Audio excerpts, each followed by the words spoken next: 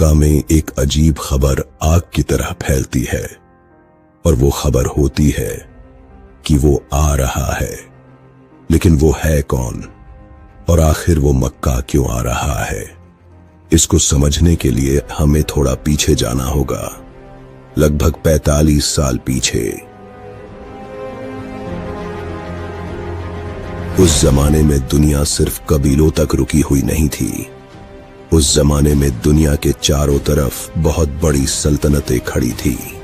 ऐसी सल्तनतें जो शहरों को मिटा सकती थी और जिनके सामने कबीलों की कोई हैसियत नहीं थी।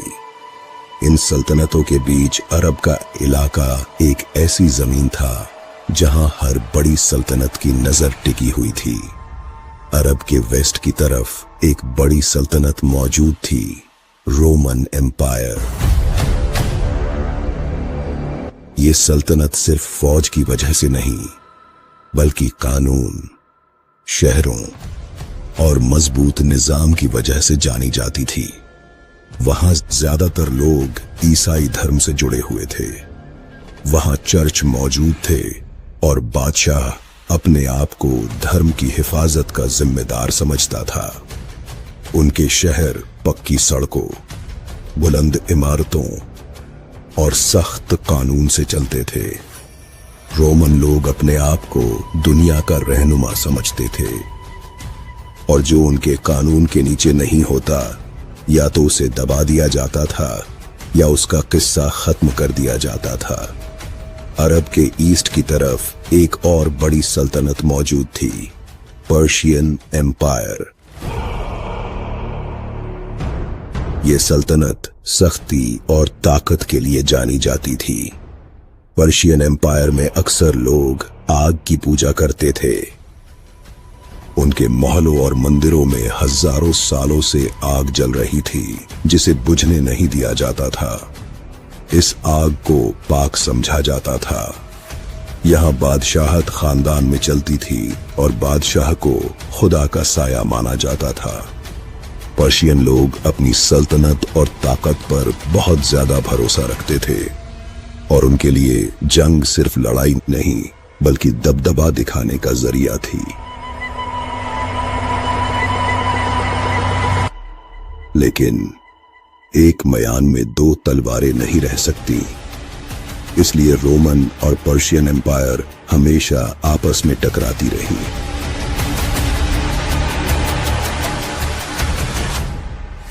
और हजारों सालों से उनके बीच खतरनाक जंग और खून खराबा चलता रहा। और इन दोनों के बीच अरब का इलाका एक बहुत अहम रास्ता था। अरब न रोमन एम्पायर के नीचे था और न पर्शियन एम्पायर के पूरे कब्जे में, मगर फिर भी ये इलाका दोनों के लिए बेहद जरूरी था। यहीं से कारोबारी काफिले गुजरते थे, इसीलिए सीधा कब्जा कम और अंदर से असर डालने की कोशिश ज्यादा होती थी। लेकिन कहानी अभी यहां खत्म नहीं होती है। उस जमाने में दुनिया में बस यही दो सल्तनतें नहीं थी। इनके अलावा एक और सल्तनत भी थी, जिसकी मौजूदगी नजर तो नहीं आती थी, लेकिन उसका खौफ दूर दूर तक, सरहदों के पार और दिलों के अंदर तक महसूस किया जाता था। और वो सल्तनत थी हबशा की एक्सूम एम्पायर, जिसको आज इथियोपिया कहा जाता है। हबशा अरब से दूर था, इतना दूर कि उसकी जमीन की मिट्टी अरब की रेत से अलग पहचान रखती थी। उसकी नस्ल, उसकी भाषा और उसकी तहजीब अरब के कबीलों से बिल्कुल अलग थी। एक ऐसी अलग पहचान जो साफ बताती थी कि ये सरजमीन अरब की नहीं है। लेकिन इसके बावजूद अरब की कहानी से हबशा को कभी अलग नहीं किया जा सका, क्योंकि उनके बीच कोई बहुत बड़ा फासला नहीं था, कोई ऐसी दूरी नहीं थी जो खतरे को रोक सके। उनके दरमियान बस एक समंदर था, और वो समंदर था रेड सी, जो देखने में तो सिर्फ पानी की एक लकीर लगता था, लेकिन हकीकत में दो अलग दुनियाओं को हर वक्त आमने सामने रखता था। हबशा अरब से दूर था, मगर एक इलाका ऐसा भी था जो अरब के बिल्कुल करीब था, जो हबशा की सल्तनत का ही हिस्सा था, और वो इलाका था यमन। वही यमन जो हबशा के लिए सिर्फ एक जमीन नहीं बल्कि अरब तक पहुंचने का सबसे सीधा रास्ता था, जहां से वो अरब की सरहदों को छू सकता था, उसके कारोबार पर नजर रख सकता था और उसकी सियासत को अपने असर में ला सकता था। और यही वजह थी कि हबशा ने यमन पर अपना राज कायम कर लिया, उस पर कब्जा करके। जब यमन हबशा की पकड़ में आ चुका था, तब वहां राज चलने के लिए किसी शख्स की जरूरत थी। वहां सिर्फ फौज की मौजूदगी काफी नहीं रह गई थी, वहां ऐसे शख्स की जरूरत थी जिसकी मौजूदगी से ही लोग खामोश हो जाएं, जिसके आने से पहले ही गलियां सन्नाटे में डूब जाएं और जिसके नाम के बिना ही फैसले मान लिए जाएं, क्योंकि अब हुकूमत सिर्फ हुक्म से नहीं बल्कि खौफ से चलनी थी। हबशा ने यमन में किसी ताज वाले बादशाह को नहीं भेजा, उसने एक ऐसा आदमी भेजा जो मैदानों में पला था, जिसकी आंखों में नरमी नहीं बल्कि सख्ती थी, जो तलवार चलाने से पहले डर फैलाना जानता था और जिसे पता था कि जब लोगों के दिल बैठ जाएं तो हाथ अपने आप झुक जाते हैं। वो रेड सी के उस पार से आया फौजी काफिले के साथ, और उसके आने की खबर यमन की गलियों में आग की तरह नहीं बल्कि सन्नाटे की तरह फैली। लोग पूछते नहीं थे कि वो कौन है, बस इतना जानते थे कि अब जो आने वाला है वो रुकने के लिए नहीं आया। शुरू में उसे एक अफसर समझा गया, एक हुक्म मानने वाला सिपाही, लेकिन बहुत जल्दी यमन ने देख लिया कि उसकी मौजूदगी के साथ मिसालें बनती है और लाशें बिछ जाती थीं। जो झुका वो जिंदा रहा और जिसने सिर उठाया वो कहानी बन गया। वक्त के साथ डर उसी के नाम से पहचाना जाने लगा। रातों की खामोशी में उसी का जिक्र होने लगा। माएं बच्चों को चुप कराने के लिए उसका नाम लेने लगी और बाजारों में लोग उसकी बात करने लगे, क्योंकि अब यमन में हुकूमत किसी कानून से नहीं बल्कि खौफ से चल रही थी। हबशा ने यमन पर कब्जा किया था, लेकिन यमन को असल में काबू में लाने वाला अब एक ही चेहरा था, एक ऐसा चेहरा जो अफसर से बादशाह बन चुका था।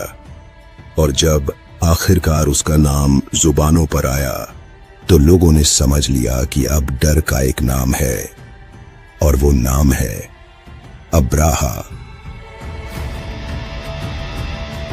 यमन पर अब्राहा की पकड़ मजबूत हो चुकी थी। डर उसका कानून बन चुका था और हुकूमत उसकी आवाज से नहीं बल्कि उसकी मौजूदगी से चलने लगी थी। लेकिन उसकी नजर अब सिर्फ यमन तक सीमित नहीं रही, क्योंकि हर रास्ता, हर काफिला और हर बात आखिरकार मक्का का नाम लेकर गुजरती थी। वो समझ चुका था कि अरब की असली ताकत तलवारों में नहीं, किलों में नहीं, बल्कि उस जगह में है जहां अरब के लोग दिल से झुकते हैं, यानी मक्का।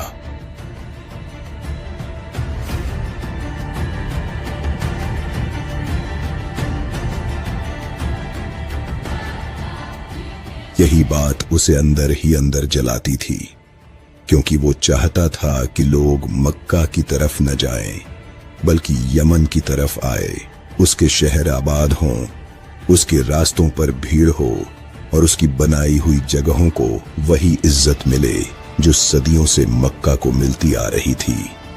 मक्का उसकी नजरों में सिर्फ एक शहर नहीं था, वो एक ऐसी सच्चाई थी जो उसकी ताकत को अधूरा कर देती थी। और उसे साफ दिखाई दे रहा था कि जब तक मक्का है लोग किसी और जगह को उस जैसी इज्जत नहीं देंगे। इसी जलन की वजह से उसने यमन में एक चर्च बनवाया।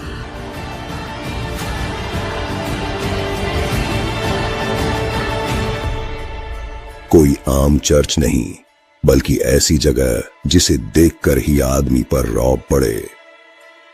ऊंची दीवारें, भारी सजावट और चमकता हुआ चर्च, जैसे हर पत्थर ये बताना चाहता हो कि अब लोग यहीं आएंगे और यही सिर झुकाएंगे। उसकी चाह साफ थी।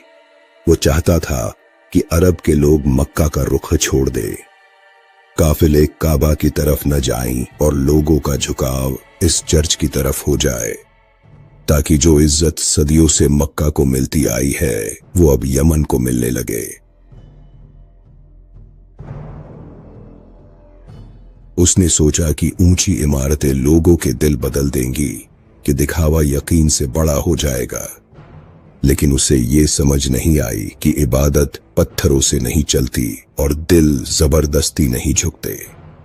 अरब ने उस चर्च को देखा, उसकी चमक भी देखी, उसकी ऊंचाई भी देखी, लेकिन न रास्ते बदले, न काफिले रुके और न दिल मक्का से हटे, क्योंकि जिन जगहों से लोगों की रूह जुड़ी हो उन्हें कोई नई इमारत हिला नहीं सकती। उन दिनों अरब का एक आदमी उस चर्च में आया, वही चर्च जिस पर इतना घमंड किया गया था, और उस आदमी ने जानबूझकर उस जगह को नापाक कर दिया। ये कोई अचानक हुई हरकत नहीं थी, बल्कि एक साफ पैगाम था। एक ऐसा पैगाम जो सीधे उसकी ताकत, उसके घमंड और उसकी बनाई हुई पूरी सोच को चुनौती दे रहा था। ये खबर जब अब्राहा के पास पहुंची तो बात सिर्फ बेइज्जती तक सीमित नहीं रही।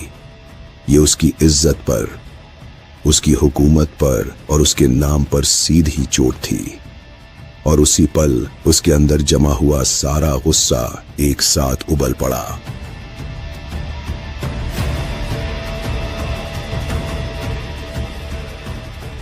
क्योंकि अब उसे लगने लगा था कि अगर आज इस बात को न रोका गया तो कल उसकी कोई बात नहीं मानी जाएगी। और यहीं से एक बेइज्जती एक फैसले में बदलने लगी। अब्राहा का गुस्सा अब काबू से बाहर हो चुका था। बेइज्जती ने उसे सोचने का समय नहीं दिया और उसने सीधा मक्का को निशाना बना लिया। उसने एक खतरनाक फौज जमा करनी शुरू की। ऐसी फौज जो सिर्फ लड़ने नहीं बल्कि अपने आने से ही डर पैदा करने वाली थी। दूर दूर से सिपाही बुलाए गए, हथियार तैयार हुए और रास्तों की तैयारी की गई। लेकिन उसे पता था कि तलवारें और सिपाही काफी नहीं होंगे, इसलिए उसने उस चीज को भी शामिल किया जिसे अरब ने कभी देखा तक नहीं था।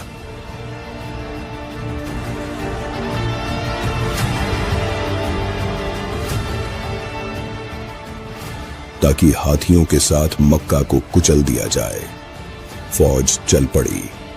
हाथी आगे थे और उनके पीछे सिपाहियों की कतारें। रास्तों पर धूल उठने लगी और जिस जमीन से वो गुजरते गए वहां सन्नाटा फैलता चला गया। लोग दूर से देखते रहे, किसी ने रास्ता रोका नहीं, क्योंकि जिस तरफ हाथी बढ़ रहे हों वहां हिम्मत सबसे पहले टूटती है।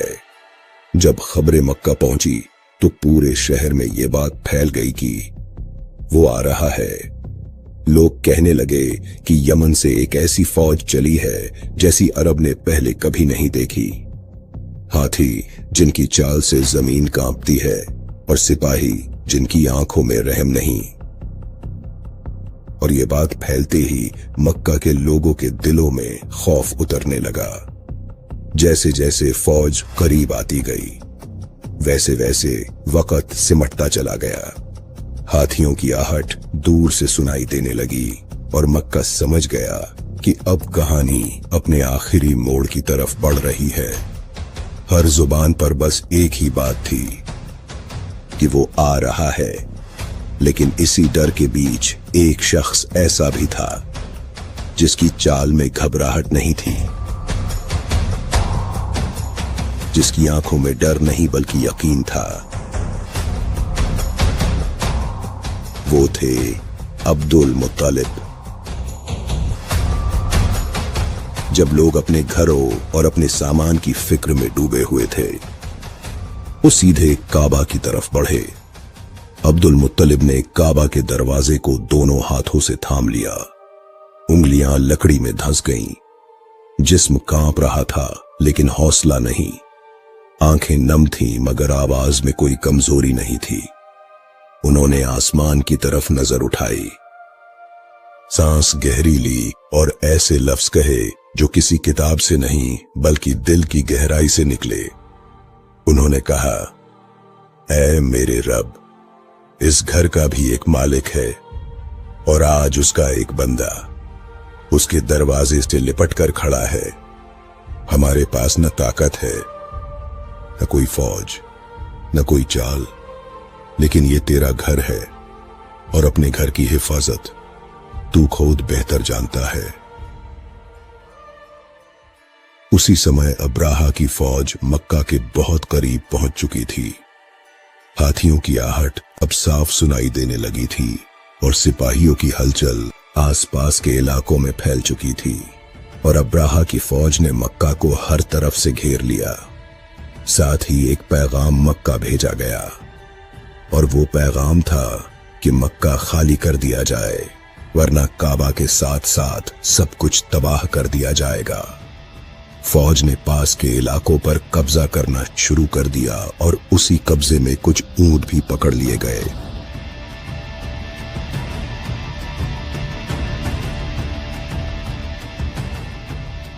ऐसे ऊंट जो किसी आम आदमी के नहीं बल्कि अब्दुल मुत्तलिब के थे।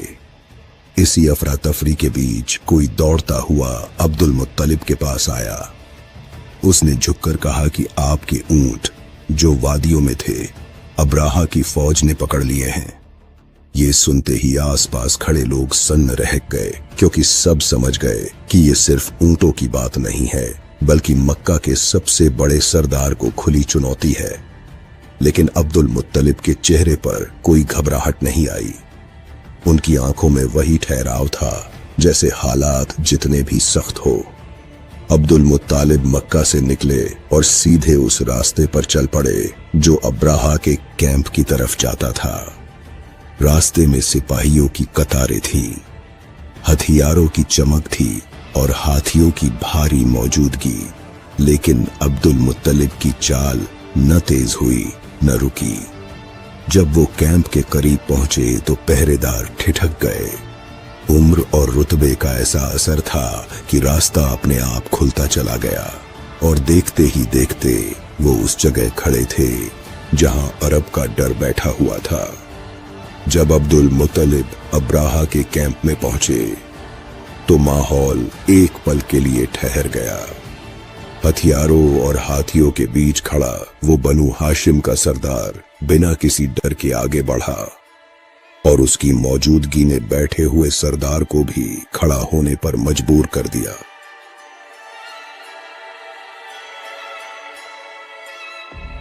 अब्राहा ने अब्दुल मुत्तालिब को देखा, फिर भारी आवाज में पूछा, तुम कौन हो और यहां क्यों आए हो? अब्दुल मुत्तालिब ने अब्राहा को देखकर कहा, मेरे ऊंट कहां है? अब्राहा ने ताने भरी आवाज में कहा, तुम मक्का के सरदार हो, इतनी बड़ी फौज सामने खड़ी है और तुम मुझसे मक्का को बख्श देने की बात करने के बजाय अपने ऊंटों की बात करने आए हो। सच में तुम लोग कितने छोटे लोग हो। कैंप के अंदर एक पल में सन्नाटा छा गया। अब्दुल मुत्तलिब ने जवाब दिया, ऊंट मेरे हैं, इसलिए उनकी फिक्र भी मेरी है और काबा अल्लाह का है, वो अपने घर की हिफाजत खुद करेगा। अब्राहा कुछ पल खामोश रहा, न कोई ताना दिया न कोई हंसी उड़ाई, बस एक गहरा ठहराव रहा। फिर उसने नजरें फेर ली।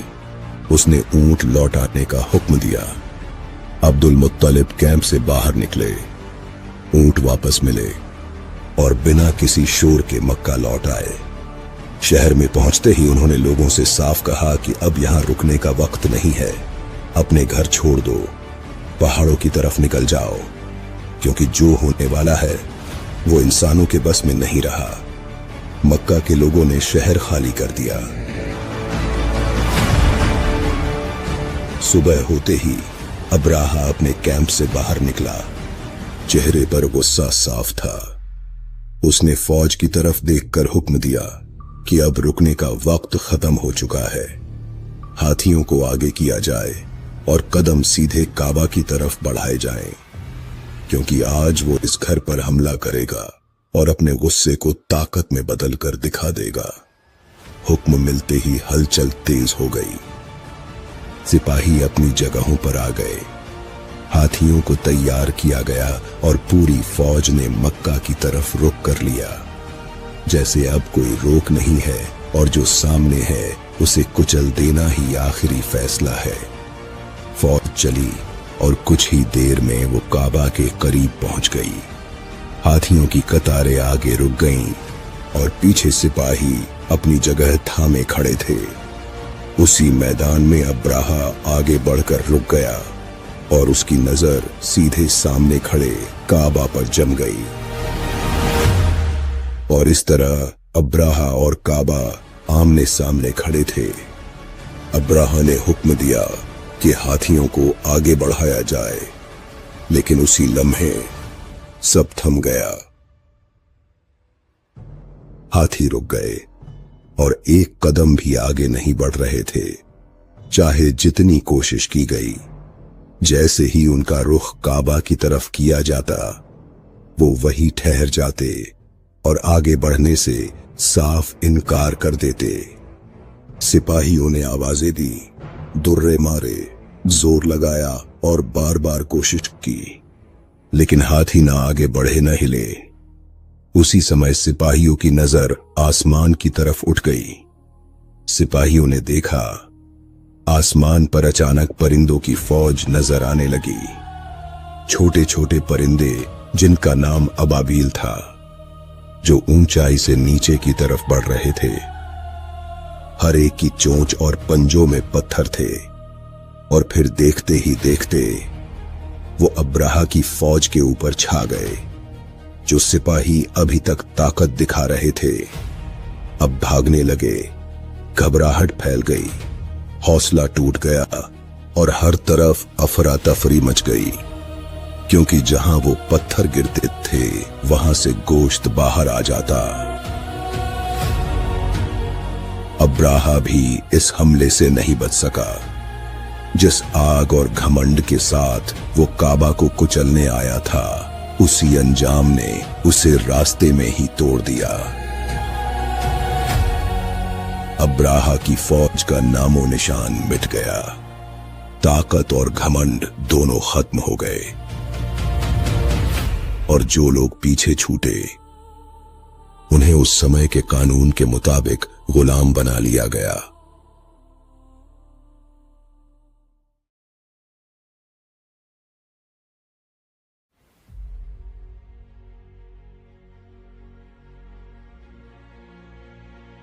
अगला दिन एक नई सुबह लेकर आया। जब मक्का वालों ने काबा को देखा, वो बिल्कुल वैसे ही खड़ा था, सलामत, जैसे रात की सारी हलचल उसे छू भी न पाई हो।